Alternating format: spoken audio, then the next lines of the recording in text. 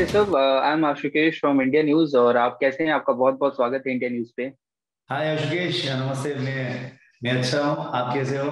Thank you. बहुत बहुत बहुत बढ़िया। सबसे पहले तो कांग्रेस सर, आपकी फिल्म बहुत ही जबरदस्त चल रही है।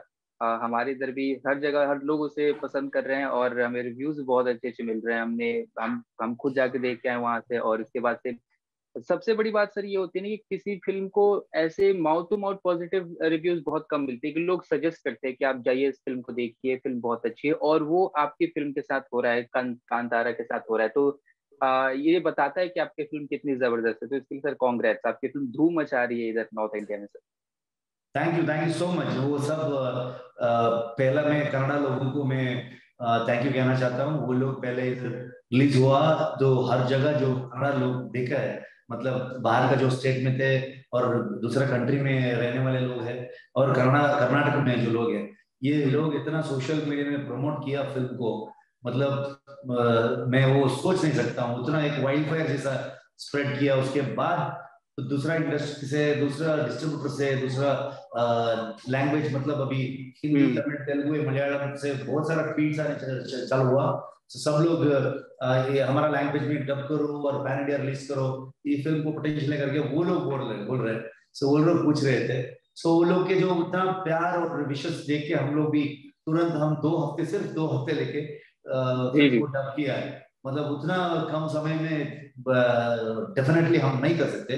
लेकिन जो सिनेमा में कांतारा में जो बिलीफ था, एक ट्रेडिशन था, एक कल्चर था, एक दैव का जो एनर्जी था, सो हम लोग दिखाए थे।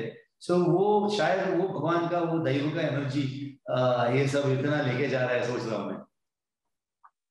सर 100 करोड़ क्लब में भी आपकी फिल्म शामिल हो गई है वर्ल्ड वाइड, तो इसके लिए भी कांग्रेट्स सर। अब थैंक अभी यू। जैसे कि आपने बताया कि हमने उसे 2 हफ्ते के अंदर डब किया, फिर इसे पैन इंडिया पे यानी हिंदी में भी रिलीज किया।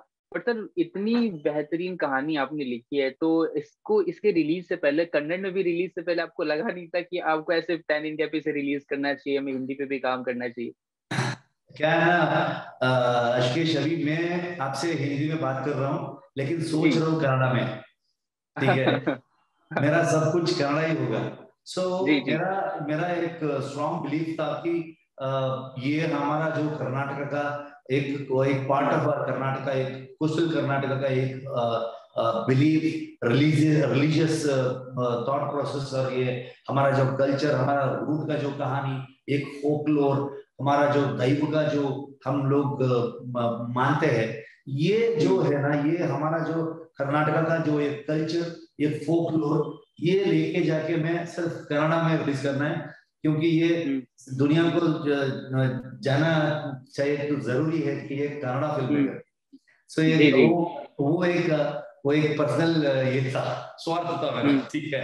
जी जी जी। सो मेरा ये कनाडा फिल्म होके दुनिया पर हम रिलीज करते हैं। ये केजीएफ जैसा पाथ ब्रेकिंग फिल्म करके, एक होम्बाड़े जैसा प्रोडक्शन हाउस, उनको बहुत आसान था ये दूसरे लैंग्वेज में डब करके रिलीज करने का। हम्म लेकिन मैं ये हम्म पूछा, ये हमारा सारे के सारे जगह हम लोग रिलीज कर देते हैं, बाद में हम लोग चाहिए तो उन लोगों को चाहिए, हम लोग डब करके दे सकते, कोई बात नहीं उसमें। हम्म लेकिन पहली बार जो रिलीज कर रहे हैं हम लोग, वो कनाडा में होना चाहिए, ये मेरा आशा था। तो वैसा ही करके दिया है वो। हम्म एक्चुअली क्योंकि ये जो पैन इंडिया का जो अभी चल रहा है, इसमें इसमें फाइनेंशियल एस्पेक्ट का भी बहुत सारा रहता है। सिर्फ ये अच्छा कहानी लिखा है, ये जो रीजनल कंटेंट, मैं हर बार मानता हूं कि मोर रीजनल इज मोर यूनिवर्सल, लेकिन वो कनाडा में गया तो दूसरा बात है।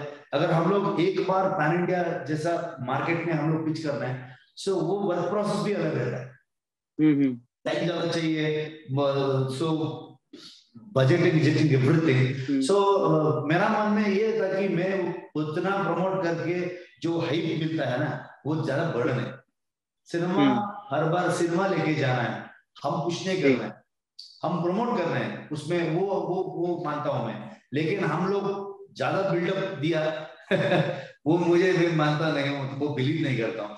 सो फिल्म, वो बिल्डअप खुद फिल्म लेनी चाहिए, वो फिल्म वो लेके जाना चाहिए। वैसा ही है, मतलब पहला कन्नड़ में आया, कन्नड़ का जो लोग इतना प्यार दिया, इतना सपोर्ट किया, इतना प्रमोट किया, सो हर जगह इस फिल्म के बारे में पता लगने चालू हो गया।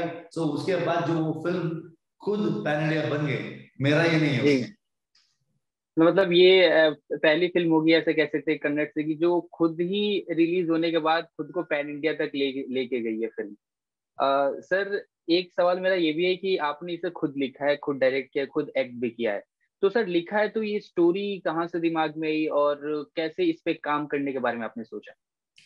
मतलब ये सेकेंड लॉकडाउन में था, मैं उस समय एक वो 20-30 इयर्स पहले कुछ रियल इंसिडेंट एक मिला था मुझे। एक फॉरेस्ट ऑफिसर और एक वो एक एग्रीकल्चरिस्ट के बीच में हुआ था एक इंसिडेंट। वो उसके ऊपर मैं सोचने चालू किया।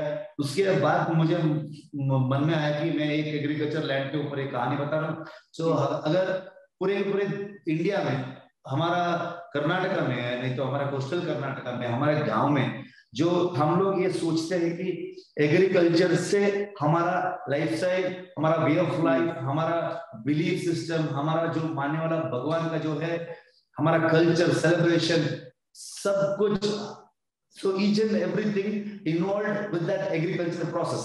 सो वो हमारा लाइफस्टाइल है। सो ये सोचा था कि ये सही तरीका होता है फोकलोर में लेके आके ये सब बताने का। जो जो बेस लाइन था एक प्रकृति और मनुष्य के बीच में जो संघर्ष है वो बताने का। लेकिन जो दैव को में हम लोग ये कृषि का जो प्रोसेस है इसके अंदर जुड़ा हुआ है, ये प्रकृति के अंदर का जो एक बहुत बड़ा पॉजिटिव एनर्जी है, वो स्पिरिट। सो ये दैव को हम लोग मानते हैं, ये मनुष्य और प्रकृति के बीच में जो ब्रिज जैसा है ये ठीक है। इस समाज में भी एक समानता रूप में, मतलब एक इक्वालिटी लेके आने का कॉन्सेप्ट भी है उसमें। ये हम लोग लेके जाके एक पॉजिटिव नोट पे हम ऑडियंस को एक कहानी बता सकते हैं। सो ये सोच था। सो इसलिए वो कांतारा ऐसा शुरू हो गया।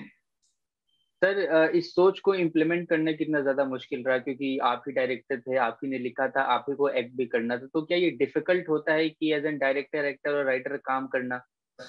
ये फिल्म खत्म होने के बाद वो डिफिकल्टी यार ये सब कितना भारी लगा, ये सब सोचा था मैं। सो करने समय में ये सोच नहीं था, क्योंकि ज्यादा सोचता नहीं मैं। ये लेके आने का जो मुश्किल के बारे में आप बता रहे हैं, डेफिनेटली इट्स टफ एंड बहुत एफर्ट डाले थे हम लोग, लेकिन सोच के नहीं किए। बहुत बहुत भारी लग रहा है हमको, बहुत तकलीफ हो रहा है। अगर यार उतना कष्ट हो रहा है, तकलीफ हो रहा है, तो फिल्म क्यों बनाना है, फिल्म क्यों करना है? ठीक है। ये फिल्म बनाना एक प्रिविलेज मानता हूं मैं। It's like a celebration. तो मेरा ट्रेडिशन, कल्चर, मेरा जो गांव का जो कहानी है वो लेके जाके दुनिया को बता रहा हूँ, ये वो एक सेलिब्रेशन है हमको। ठीक है। सो ये मामूली बात नहीं है। सो इसलिए हमको हमारा जो एनर्जी उसमें चाहिए, बहुत बड़ा एनर्जी चाहिए। वो मैं पहली बार जो कहानी लिखा उस समय ये सिनेमा करने से पहले सीधा जाके हमारा जो ये सब दैवाराधन ये सब है, उस सब का जो बॉस रहता है, एक धर्मस्थला मंजुनाथ स्वामी एक टेम्पल है, सारे दुनिया में पता है। उधर एक अण्णा स्वामी बोल के और एक भगवान है। ये सब और जो दैव में लेके आया था वो उसमें पंजुर्ली दैव और गुड़ी का दैव, ये सब चीजों को मैं जाके प्रे करके एक बहुत अच्छा एनर्जी लेके जाके एक वॉर जैसा किया है हम लोगों ने। ये फिल्म अगर एक बार मैं बैठ के सोचा तो ये और एक साल चाहिए थे फिल्म को, सिर्फ कन्नड़ा में करने के लिए। ठीक है, ज्यादा सोचा नहीं हम लोग, वो भगवान के मान के वो एक बहुत अच्छा ब्लेसिंग, एक पॉजिटिव एनर्जी लेके ऐसा मतलब घुस गए अंदर, वॉर फील्ड में जाते हैं ना वैसा। तो सर, अभी जैसे कि मैंने बोला, एक और मेरा सवाल ये थोड़ा फनी सा सवाल है कि सर बताइए, आपने एक्टर का भी किरदार किया, आपने लिखा भी उसे, डायरेक्ट भी किया, यानी 3 चीजें की आपने, है ना? तो उन 3 चीजों के पैसे आपने अलग ले लिए, एक्टर के चार्ज अलग लिए होंगे आपने, डायरेक्टर के चार्जेस अलग लिए होंगे आपने, राइटर के लिए, कहानी के लिए अलग लिया होगा। वैसा सोचता नहीं मैं तो। सिनेमा करने करने समय में मेरे को कितना पैसा चाहिए था इमरजेंसी, उतना सिर्फ उतना प्रोड्यूसर से ले लेता हूँ, ये बाकी का जो है वो बाद में दे दो करके। सो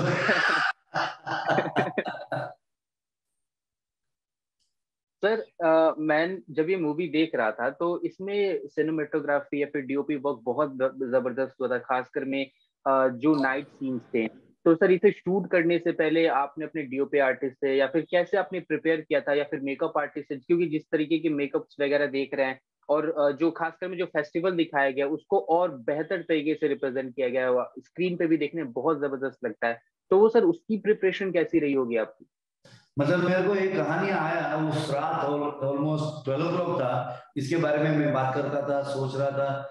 उस समय सीधा जाके एक इंट्रोल ब्लॉक में एक ट्रिपल सीक्वेंस आता है, तो उधर सीधा लोकेशन पर पहुंचा मैं। वही हमारा मेरा ही फॉरेस्ट था वो, ठीक है। जी जी एक प्राइवेट फॉरेस्ट था मेरे गांव में, पूरा पिक्चर शूट किया था मैं। सीधा मैं हम्म गाड़ी लेके जाके से उधर से डीओपी को वीडियो कॉल किया।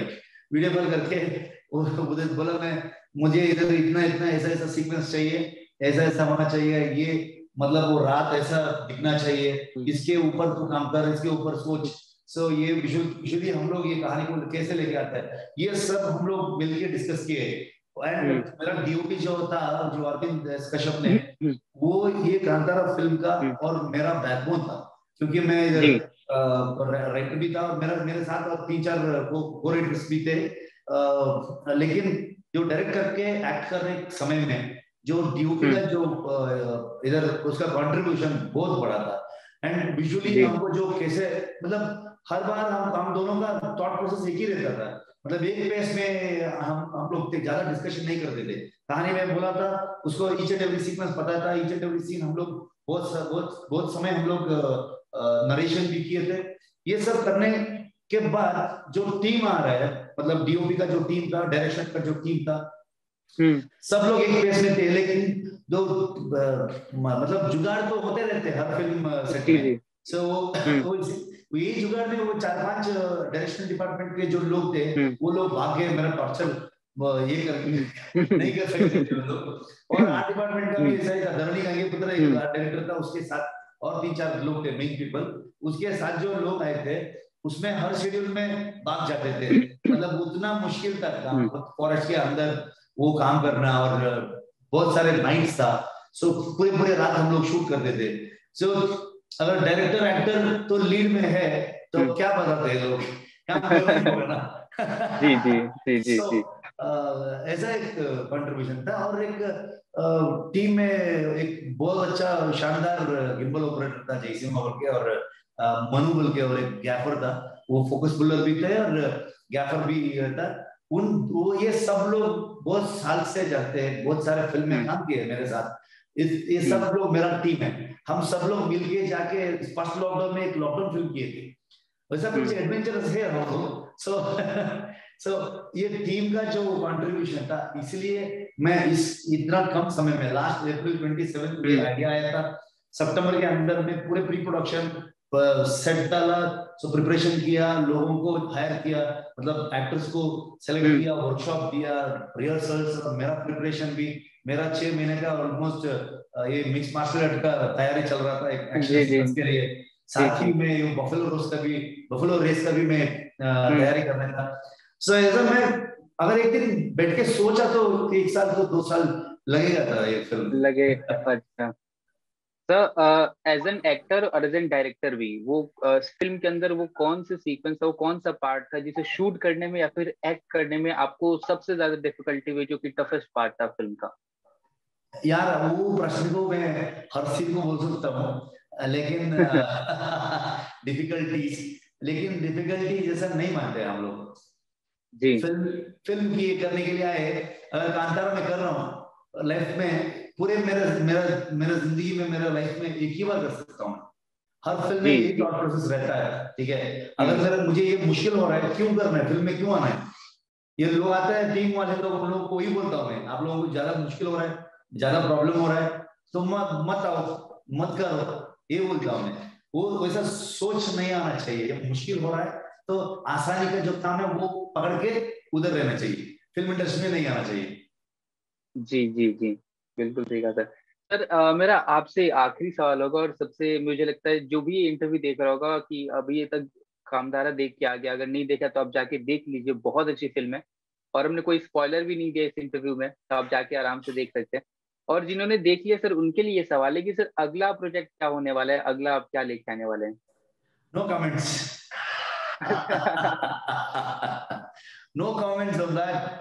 क्योंकि मैं सर कुछ अभी सिर्फ हाँ, अभी भी कांतारा चल रहा है। सो ये हम्म फिल्म करते हैं हम लोग। एक मेरा जो मन में आया, दिमाग में आया, जो मेरा गांव जी का रूटेड रीजनल कल्चर ट्रेडिशन, ये सब बता रहे हैं हम लोग। हमारा पूरा पूरा मतलब शरीर उसमें डाल के, मन डाल के, लाइफ उसमें डाल के, इतना सारा मतलब स्ट्रगल, ये सब पूरा हम लोग नहीं सोच रहे हैं। सिर्फ फिल्म करने का सिर्फ सोच था, ये पूरा जी करके जी फिल्म किए है कि अभी पोस्ट प्रोडक्शन भी करते हैं, प्रोड्यूसर रिलीज कर देते हैं, सिर्फ प्रमोशन में एक हफ्ते इधर उधर जाते हैं।